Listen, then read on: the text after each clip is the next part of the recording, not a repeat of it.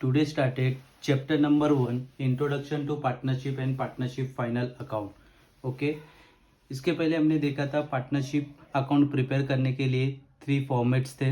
सबसे पहला था ट्रेडिंग अकाउंट, सेकेंड था प्रॉफिट एंड लॉस अकाउंट और थर्ड वन था बैलेंस शीट. उसके बाद और एक अकाउंट ऑप्शनल में बनाना था जिसे हम पार्टनर्स कैपिटल बोला जाता है. का तो कैपिटल लिख सकते हो, का तो पार्टनर्स करंट अकाउंट, दो ऑप्शन में रहेगा. वो क्वेश्चन के हिसाब से आपको सॉल्व करना होगा. फाइनल अकाउंट प्रिपेयर करने के लिए आपको फॉर्मेट भी पढ़ना है, विथ एडजस्टमेंट भी पढ़ना है, तब जाके आप फाइनल अकाउंट अच्छे से प्रिपेयर कर सकते हो. तो let's discuss about today adjustment. Okay, final account के एडजस्टमेंट क्या होते हैं वो हम एक बार देख के लेते हैं. एडजस्टमेंट टू इफेक्ट हमेशा याद रखना, फाइनल अकाउंट में हर एक एडजस्टमेंट के 2 इफेक्ट्स होते हैं, एक डेबिट तो दूसरा क्रेडिट. फर्स्ट वन दिया है क्लोजिंग स्टॉक. इसका मतलब होता है बचा हुआ माल. अभी देयर आर 2 टाइप्स वैल्यू रहते हैं, एक होता है कॉस्ट प्राइस और एक होता है मार्केट प्राइस. तो which ever is lower, always remember जब भी आपको क्लोजिंग स्टॉक दिया रहेगा तो एक होता है कॉस्ट प्राइस और एक होता है मार्केट प्राइस. तो आपको क्या करना है, ऑलवेज कंसिडर करना है विच एवर इज लोअर. आपको 1 मार्क के लिए फिलिंग द ब्लैंक्स बोर्ड में आ सकता है कि closing stock there are 2 price, cost price and market price, dash is taken. तो अपने को कौन सा वैल्यू लेना है, विच एवर इज लोअर. अभी कॉस्ट प्राइस मतलब क्या होता है, सपोज मैंने मोबाइल लिया 10,000 का. ओके, तो इसको बनाने का जो कॉस्ट था वो 10,000 है, बट मैं इसको बेच रहा हूँ 15,000 में, तो वो मेरा मार्केट प्राइस हुआ. तो कॉस्ट प्राइस मतलब क्या होता है, प्रोडक्ट का बनाने का कॉस्ट, एक्चुअल में कितना मेरा खर्चा हुआ वो. और मार्केट प्राइस मतलब जो मार्केट में प्राइस चल रहा है वो. तो ओके, तो ऑलवेज रिमेंबर क्लोजिंग स्टॉक में आपको कौन सा प्राइस लेना है, विच एवर इज लोअर. तो सबसे पहले देखेंगे इफेक्ट नंबर 1. ओके, एडजस्टमेंट का पहला इफेक्ट देखेंगे तो क्लोजिंग स्टॉक का फर्स्ट इफेक्ट आता है ट्रेडिंग अकाउंट के क्रेडिट साइड. सेकेंड इफेक्ट आता है बैलेंस शीट के asset side. Next discuss about outstanding expenses, जिसे हम लोग कहते हैं अनपेड एक्सपेंसेस. मतलब वो एक्सपेंसेस जो हमने पे नहीं किए. और आउटस्टैंडिंग जब भी आएगा तो आपको क्या करना है, ऐड करना है. क्या करना है, ऐड. अभी एक्सपेंसेस जो वर्ड है, अभी एक्सपेंसेस दो तरह के होते हैं. का तो एक ट्रेडिंग से रिलेटेड एक्सपेंसेस होगा, का तो एक प्रॉफिट एंड लॉस से रिलेटेड एक्सपेंसेस होगा. और एक्सपेंसेस ऑलवेज कौन सी साइड होता है, डेबिट साइड. तो पहला क्या करना है, जब आउटस्टैंडिंग आएगा तो सबसे पहले आपको ऐड करना है. क्या करना है, add to the particular expenses on the debit side of का तो ट्रेडिंग अकाउंट, का तो profit and loss account.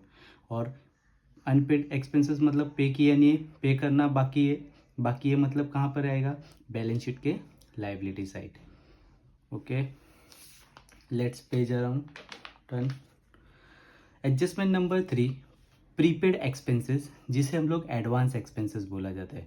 Okay, prepaid का मतलब क्या होता है, पहले से ही आपने पे कर दिया, उसे आप एडवांस एक्सपेंसेस भी बोल सकते हैं. तो प्रीपेड जब वर्ड आया ना तो आपको पहले क्या करना है, लेस करना है. क्या करना है, लेस. डिडक्ट, डिडक्ट का मतलब होता है लेस करना from the particular expenses on the debit side of the का तो ट्रेडिंग अकाउंट, का तो प्रॉफिट एंड लॉस अकाउंट. और जब आपने पहले से ही पे कर दिया तो अपने लिए क्या हो गया वो, एसेट. तो बैलेंस शीट के एसेट साइड. तीसरा है इनकम रिसीव्ड इन एडवांस, जिसे हम प्री रिसीव इनकम भी बोला जाता है. इसका मतलब क्या होता है, इनकम रिसीव्ड इन एडवांस, मैंने आपसे पहले से ही एडवांस में फीस लेके रख ली है, मतलब वो मेरी क्या हो गई, इनकम. ओके, और मेरे को फ्यूचर में आपसे क्या करना पड़ेगा, आपको पे करना पड़ेगा. ओके, तो सबसे पहले एडवांस में लिया है तो इनकम है. ओके, तो इनकम में से मैं उतना अमाउंट क्या कर दूंगा, माइनस. तो डिडक्ट का मतलब होता है लेस करना. Deduct from the particular income, यहाँ पे वर्ड क्या बोला, इनकम. तो इनकम कहाँ पर होता है, प्रॉफिट एंड लॉस अकाउंट के क्रेडिट साइड. कहाँ पर होता है, प्रॉफिट एंड लॉस अकाउंट के क्रेडिट. और एडवांस में इनकम ली मतलब मुझे फ्यूचर में क्या करना पड़ेगा, पे करना पड़ेगा. तो बैलेंस शीट के लायबिलिटी साइड. उसके बाद दिया है इनकम रिसीवेबल. इनकम रिसीवेबल मतलब मुझे इनकम मिल रहा है, रिसीव कर रहा हूँ मैं. तो इनकम में क्या करना है आपको, ऐड. और इनकम होता कहाँ पर है, प्रॉफिट एंड लॉस अकाउंट के क्रेडिट. तो फर्स्ट इफेक्ट देखेंगे, इनकम रिसीवेबल, इनकम आ रहा है तो आपको क्या करना है, add to the particular income. और इनकम कहाँ होता है, on the credit side of the profit and loss account, अभी इनकम मिल रहा है तो अपने लिए वो क्या हो गया, एसेट, बैलेंस शीट के कहाँ पर आएगा, एसेट साइड। उसके बाद दिया है बैड डेब्ट्स, जिसे हम लोग जहाँ पे क्वेश्चन में दिया रहेगा एडिशनल और new bad debts. Bad debts का मतलब होता है irrecoverable amount from debtors, it is called bad debts. Suppose मेरा एक कस्टमर है, ओके, जिनसे मुझे पैसा लेना था पर उसने मुझे पैसा दिया नहीं, तो मेरा पैसा क्या हो गया, डूब गया। तो कस्टमर का मतलब होता है अकाउंट्स में डेटर्स बोला जाता है, क्या बोला जाता है, डेटर्स। तो सबसे पहले क्या करना है, और डेटर्स सबसे first effect number 1, deduct. Deduct का मतलब होता है लेस करना है। डिडक्ट मीन्स व्हाट, लेस करना है फ्रॉम द सन्ड्री डेटर्स में से, क्योंकि मुझे पैसा किसने नहीं दिया, कस्टमर ने, जिसे हम अकाउंट्स में डेटर्स बोला जाता है। और डेटर्स आपको मिलेगा बैलेंस शीट के एसेट साइड। अभी जो कस्टमर से आपको पैसा लेना था, मतलब आपसे, आपको उनका पैसा, आपको उनसे पैसा रिकवर हुआ नहीं है, मतलब आपका पैसा क्या हो गया, डूब गया।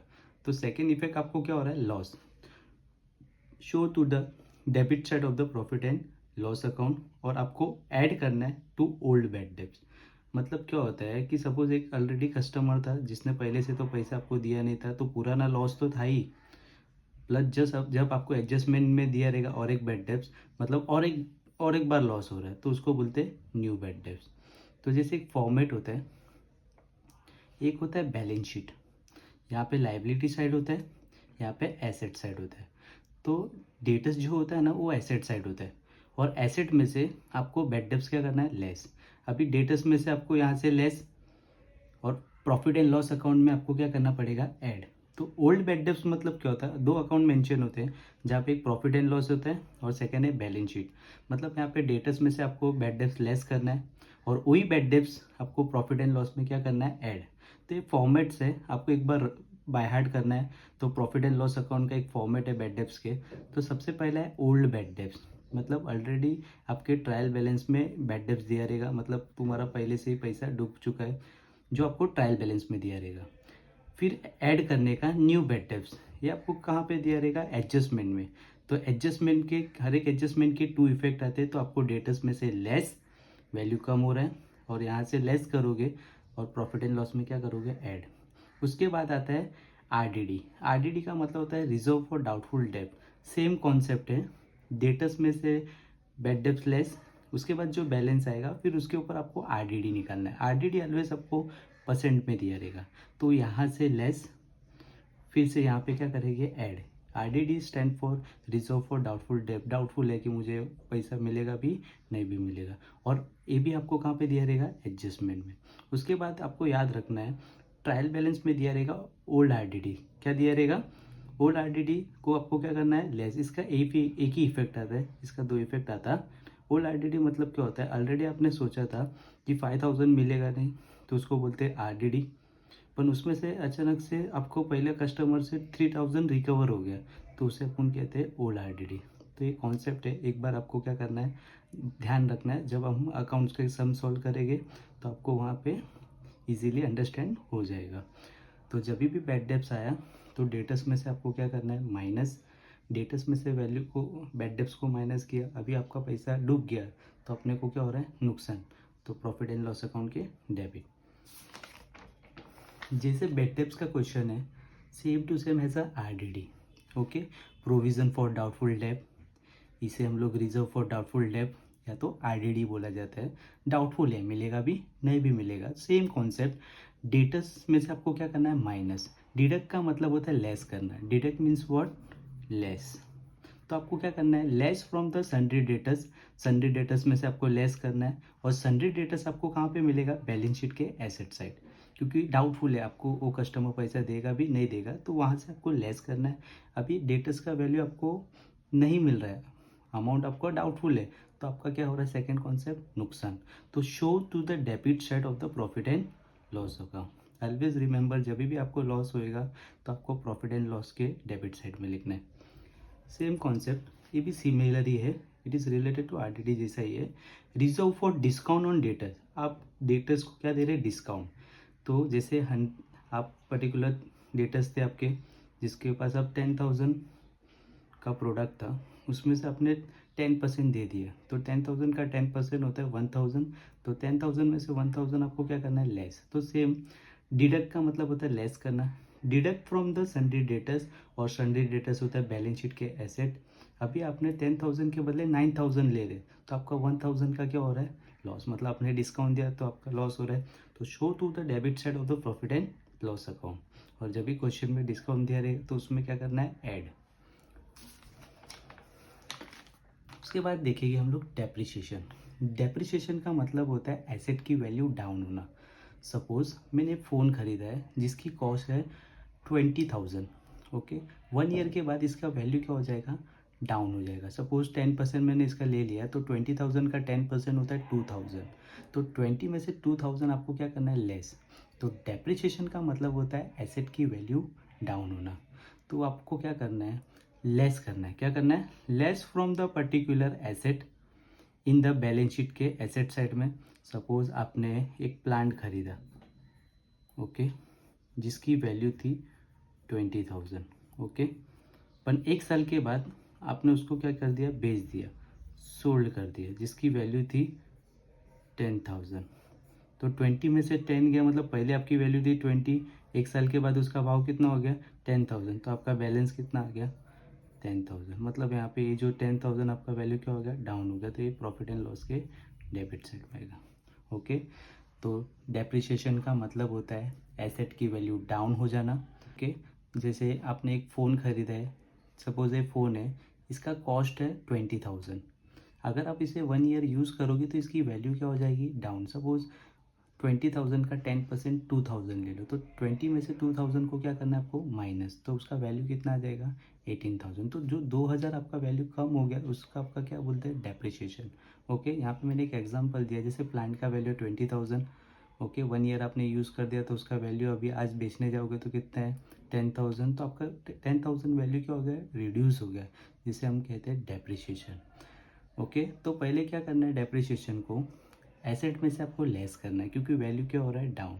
तो less from the particular asset in the balance sheet asset side में, मतलब एसेट में से आपको क्या करना है, लेस, क्योंकि एसेट कहाँ पर होता है, बैलेंस शीट के एसेट साइड में होता है। सेकेंड, वैल्यू डाउन हो रहा है, डाउन हो रहा है मतलब आपका क्या हो रहा है, लॉस हो रहा है, तो show to the debit side of the profit and loss account. उसके बाद दिया है इंटरेस्ट ऑन कैपिटल, मतलब कैपिटल पे इंटरेस्ट क्या हो रहा है, मिल रहा है। ओके, जो पार्टनर्स ने बिजनेस में पैसा कैपिटल इन्वेस्ट किया है तो उनके ऊपर उनको इंटरेस्ट क्या हो रहा है, मिल रहा है। तो पार्टनर्स के लिए क्या हो गया, इनकम। कंपनी इंटरेस्ट पे कर रही है तो उनके लिए क्या हो गया, एक्सपेंसेस। तो पहले क्या करेगी, इंटरेस्ट ऑन कैपिटल, कैपिटल पे इंटरेस्ट मिल रहा है मतलब इनकम, तो पार्टनर्स कैपिटल या करंट अकाउंट के क्रेडिट साइड, ओके, का तो और ऑप्शन है, का तो आप कैपिटल में या करंट में क्या करना है, ऐड। तो आपको यहाँ पे फोकस करना है, इस पे फोकस करने की ज़रूरत नहीं है। अभी कंपनी कैपिटल पे इंटरेस्ट पे कर रही है तो कंपनी का क्या है, एक्सपेंसेस, तो show on the debit side of the profit and loss account. Another point, उसके बाद एडजस्टमेंट और एक दिया है, इंटरेस्ट ऑन ड्राइंग्स। ड्राइंग्स तो आपको पता है, ड्राइंग्स पार्टनर्स के लिए क्या होता है, एक्सपेंसेस। तो एक्सपेंसेस ऑलवेज कौन से साइड होता है, पार्टनर्स कैपिटल के डेबिट साइड, और इन ड्राइंग्स पे उनको क्या मिल रहा है, इंटरेस्ट। तो ओके, तो किसको मिल रहा है, पार्टनर को। ओके, तो पार्टनर के लिए ड्राइंग एक तरह का क्या हो गया, एक्सपेंसेस। तो show on the debit side of the partners capital या करंट अकाउंट, क्योंकि ड्राइंग्स ऑलवेज एक्सपेंसेस होता है, वो भी पार्टनर कैपिटल के कौन से साइड होता है, डेबिट साइड होता है, और उनके ऊपर उनको इंटरेस्ट मिल रहा है तो उनका क्या हो गया, फ़ायदा। तो प्रॉफिट एंड लॉस के कहाँ पर आएगा, क्रेडिट। ओके, उसके बाद दिया है इंटरेस्ट ऑन लोन टेकन।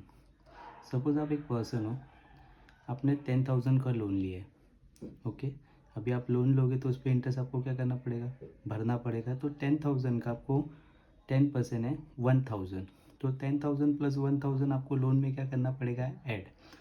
आप क्या कर रहे हो, लोन पे इंटरेस्ट भर रहे हो तो आपका क्या हो रहा है, नुकसान। तो पहले तो क्या करना है, add to the loan taken in the balance sheet liability side.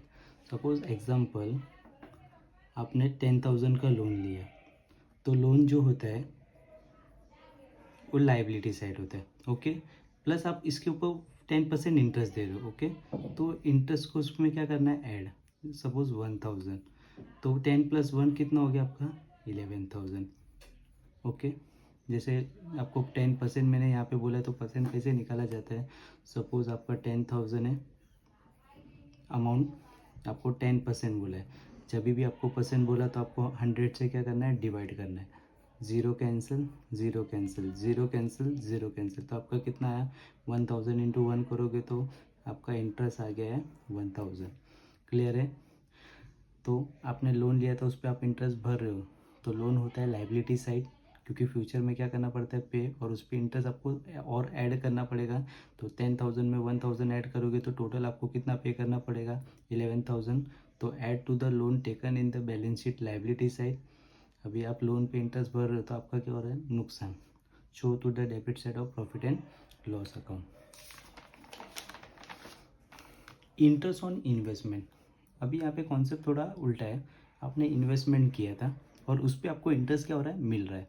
तो इन्वेस्टमेंट किया मतलब वो अपने लिए क्या हो गया, एसेट। तो इन्वेस्टमेंट जो है आपका बैलेंस शीट के एसेट साइड में आएगा।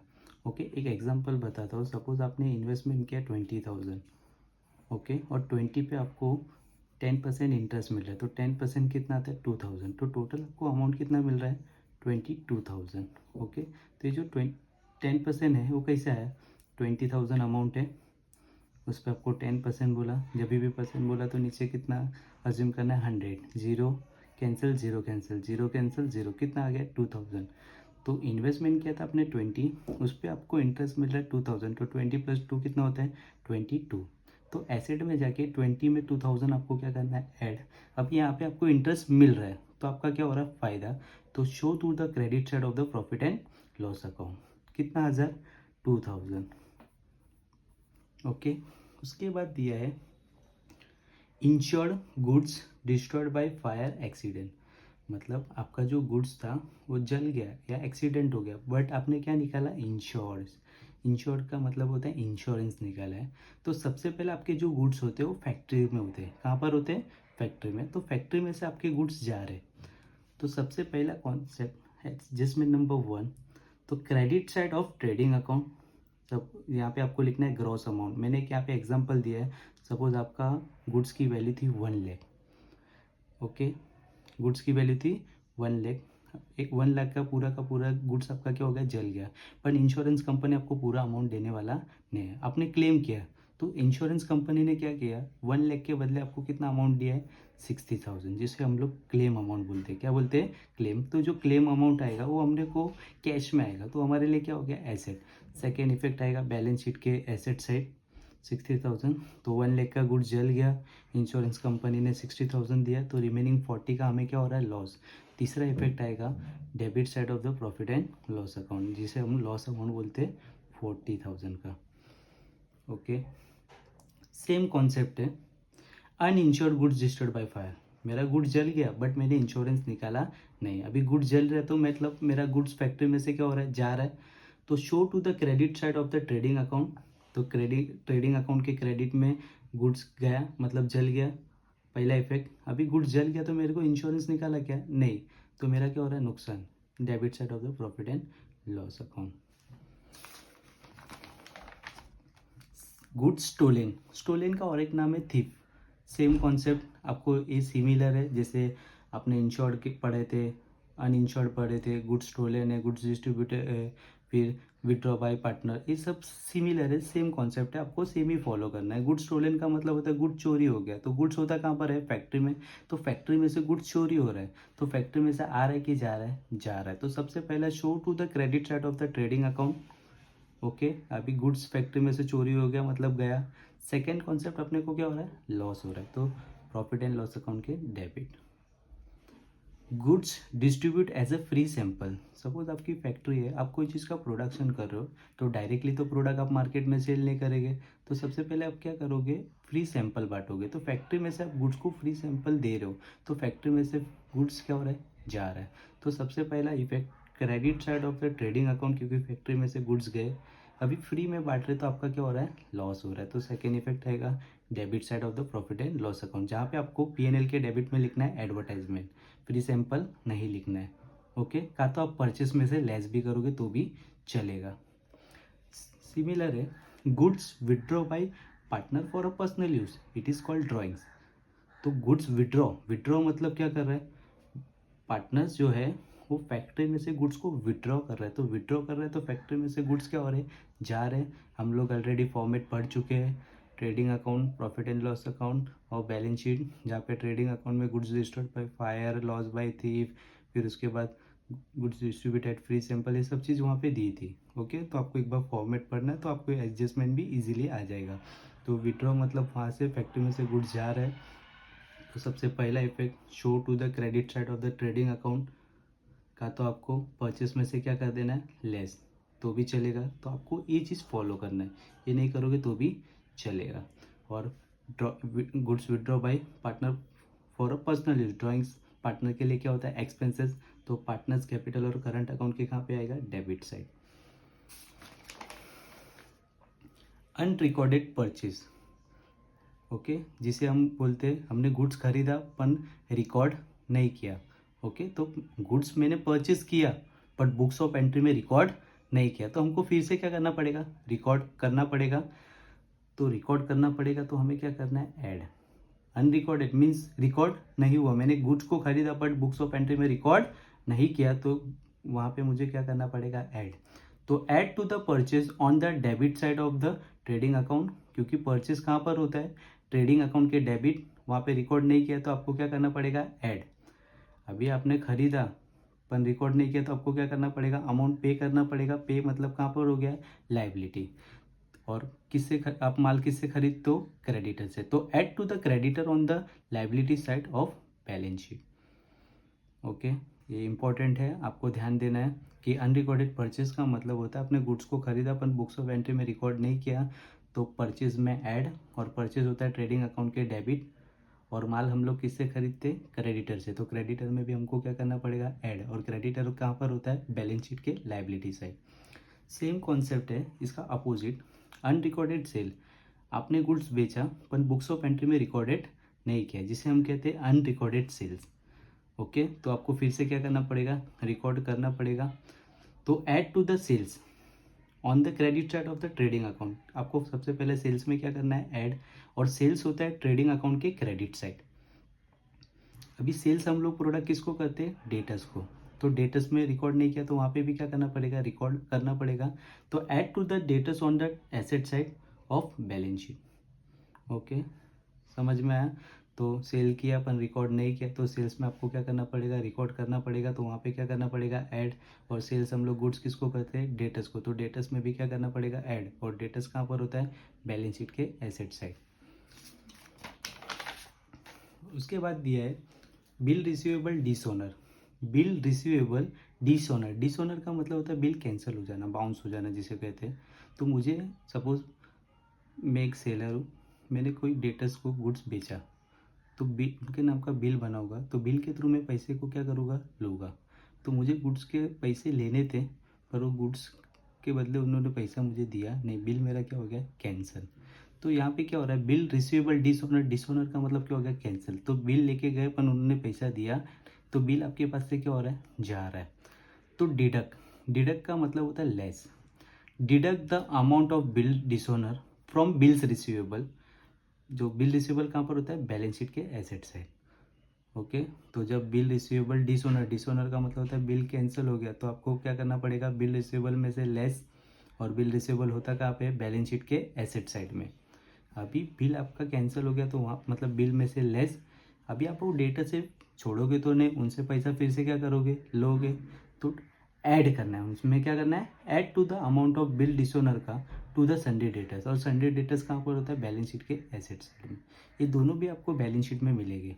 ओके, तो बिल लेना था पर बिल क्या हो गया, कैंसिल, तो बिल रिसीवेबल में से लेस। और बिल रिसीवेबल होता है बैलेंस शीट के एसेट साइड। ओके, अभी बिल कैंसिल हो गया तो फिर से डेटर्स से आपको अमाउंट क्या करना पड़ेगा, लेना पड़ेगा, तो क्या करेंगे, ऐड। और डेटर्स कहाँ पर होता है, बैलेंस शीट के asset side. Same concept, bill pay करना था अपन, बिल क्या हो गया, डिसऑनर, डिसऑनर का मतलब क्या हो गया, कैंसिल हो जाना। तो सेम कॉन्सेप्ट करना है। डिडक्ट, डिडक्ट का मतलब क्या होता है, लेस करना। तो deduct the amount of bill dishonour from bills payable balance sheet. चलिए यहाँ पे रॉन्ग हो गया थोड़ा, यहाँ पे आपको एसेट साइड नहीं आएगा, यहाँ पे लाइबिलिटी आएगा। Okay, sorry. Okay, liability side. तो बिल पे करना था, बिल क्या हो गया, कैंसिल, तो बिल्स पेबल में से आपको लेस करना है। और बिल पेबल होता है बैलेंस शीट के लाइबिलिटी साइड। ओके, यहाँ पे करेक्शन है, थोड़ा करेक्शन करो। सेकेंड है, अभी बिल पे करना था, बिल क्या हो गया, कैंसिल। ओके, तो बिल किसको पे करना है हमको, क्रेडिटर को। तो क्रेडिटर में क्या करना पड़ेगा हमें, add to the amount of bills dishonour to the sundry creditor. और सन्डी क्रेडिटर कहाँ पे होता है, बैलेंस शीट के liability side. Okay, all student understand. फिर से मैं आपको एक बार बता देता हूँ, आपको एक बार ऊपर से देख लेते हैं। अगर किसी कोई बच्चे को कोई भी क्वेरी रहेगा तो कमेंट सेक्शन में अपना क्वेरी बता सकता है। और एक्चुअली टेक्स्ट बुक में टोटली डिफरेंट दिया है, आपको उतना इजी समझ में नहीं आएगा। इसके लिए मैंने एक इजी फॉर्मेट में टी डायग्राम जैसे बनाया, जिससे आपको इजीली अंडरस्टैंड हो जाए। आपको इस पे फोकस करना है। हमेशा क्लोजिंग स्टॉक के 2 वैल्यू दिए रहेंगे, एक कॉस्ट प्राइस, एक market price. Always remember which ever is lower. Closing stock का मतलब होता है बचा हुआ माल। सबसे पहले आता है ट्रेडिंग अकाउंट के क्रेडिट, और सेकेंड इफेक्ट आता है बैलेंस शीट के एसेट से। आउटस्टैंडिंग एक्सपेंसेस इसका और एक नाम है, अनपेड एक्सपेंसेस। आउटस्टैंडिंग जब भी आया तो आपको क्या करना है, ऐड। और एक्सपेंसेस जब बोला तो 2 तरह के खर्चे होते हैं, का तो एक ट्रेडिंग का तो प्रॉफिट एंड लॉस का। तो उसमें क्या करना है, ऐड। अभी अनपेड मतलब पे किया नहीं, पे करना बाकी है, तो लाइबिलिटी, बैलेंस शीट के लाइबिलिटी। इस पे भी आपको फोकस करना है। 110% आपको बोर्ड में प्रीपेड आएगा ही आएगा। प्रीपेड को एडवांस बोलते हैं। सपोज मैंने आपको एडवांस में सैलरी पे कर दी, तो प्रीपेड जब वर्ड आया तो आपको क्या करना है, लेस। और एक्सपेंसेस बोला, का तो ट्रेडिंग का खर्चा रहेगा, का तो प्रॉफिट एंड लॉस करेगा। तो डिडक्ट का मतलब था less from the particular expenses under debit side trading P&L। भी एडवांस में दिया तो मेरे लिए वो क्या हो गया, asset. Income received in advance, इस पे भी आपको फोकस करना है। एडवांस में आपने इनकम ले ली, तो इनकम होती किधर है, प्रॉफिट एंड लॉस के क्रेडिट में। तो इनकम एडवांस मिली तो आपको फ्यूचर में क्या करनी पड़ेगी, पे। पहले तो आपको इनकम में से क्या करना है, लेस, क्योंकि एडवांस में ले लिया। तो इनकम में से लेस करना मतलब deduct from the particular income on the credit profit and loss account. और इनकम का आप एडवांस में लिए तो फ्यूचर में क्या करना पड़ेगा, पे, बैलेंस शीट के लाइबिलिटी साइड। यहाँ पे इसको इतना फोकस करना नहीं है, तो भी एक बार रीड कर लेना। इनकम रिसीवेबल मतलब इनकम रिसीव हो रहा है, तो इनकम होता किधर है, प्रॉफिट एंड लॉस अकाउंट के क्रेडिट। और आ रहा है मतलब उसमें क्या करेंगे, ऐड। अभी इनकम मिल रहा है तो अपने लिए क्या हो गया, एसेट। तो इनकम में ऐड, और इनकम होता किधर है, प्रॉफिट एंड लॉस अकाउंट के क्रेडिट और बैलेंस शीट के asset. Very very important adjustment, bad डेब्ट। बैड डेब्ट्स का मतलब होता है irrecoverable amount from debtors. Okay, तो आपको क्या करना है, जैसे एक मेरा कस्टमर है जिससे मुझे पैसा लेना था, पर उससे मुझे रिकवर हुआ नहीं।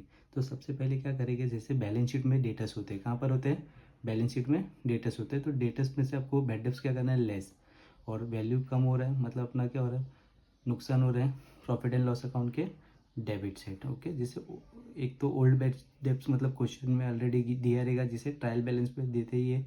और एडजस्टमेंट में आपको 110% न्यू एडजस्टमेंट भी दिया रहता है, उसको बोलते हैं न्यू बैड डेब्ट्स। ओके, तो न्यू बैड डेब्ट्स को क्या करना है, ऐड। वो भी कहाँ पे दिया रहेगा, एडजस्टमेंट में।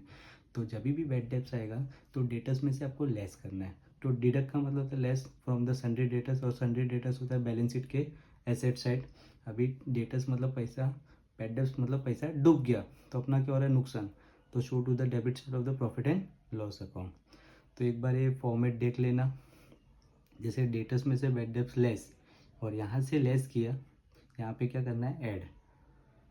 न्यू आरडीडी, यहाँ पे से लेस, एसेट में से डेटर्स में से आरडीडी लेस, यहाँ पे क्या करेंगे, ऐड। और उसमें से ओल्ड को क्या कर देंगे, minus. RDD, reserve for doubtful डेब्ट, सेम कॉन्सेप्ट। डेटर्स में से क्या करेंगे, लेस, क्योंकि डाउटफुल है, मिलेगा भी नहीं भी मिलेगा, तो डेटर्स में से लेस। अभी नहीं मिलेगा तो अपना क्या हो रहा है, नुकसान, प्रॉफिट एंड लॉस के डेबिट साइड में। वेरी वेरी इंपॉर्टेंट एडजस्टमेंट, 110% आपको बोर्ड में आएगा ही आएगा। Reserve for discount on debtors, same concept, तीनों भी सिमिलर है। तो डेटर्स में से आपको लेस करना है। सेकेंड आपका वैल्यू, आपने डिस्काउंट दिया तो आपका क्या हो रहा है, नुकसान, प्रॉफिट एंड लॉस अकाउंट के डेबिट। 110% डेप्रिसिएशन फिक्स है, इसका मतलब होता है एसेट की वैल्यू डाउन हो जाना। तो एसेट में से आपको क्या करना है, लेस। अभी वैल्यू डाउन हो रहा है तो आपका क्या हो रहा है, नुकसान, प्रॉफिट एंड लॉस के डेबिट। ओके, उसके बाद है इंटरेस्ट ऑन कैपिटल। कैपिटल पे इंटरेस्ट मिल रहा है तो पार्टनर का फ़ायदा है, तो पार्टनर्स कैपिटल के क्रेडिट। कंपनी इंटरेस्ट पे कर रही है तो कंपनी का एक्सपेंसेस है, प्रॉफिट एंड लॉस के डेबिट। ये इतना इंपॉर्टेंट नहीं है तो भी आपको एक बार फोकस करना है। इंटरेस्ट ऑन ड्राइंग, ड्राइंग्स अपने लिए पार्टनर्स के लिए एक तरह का एक्सपेंसेस है, तो पार्टनर्स कैपिटल के ऑलवेज डेबिट साइड में आता है। ओके, और ड्राइंग्स पे उनको इंटरेस्ट मिल रहा है तो इनकम होगी, P&L के credit. Interest on loan taken, इस पर आपको फोकस ज़्यादा करना है, क्योंकि ये भी एग्ज़ाम में आते हैं बार बार।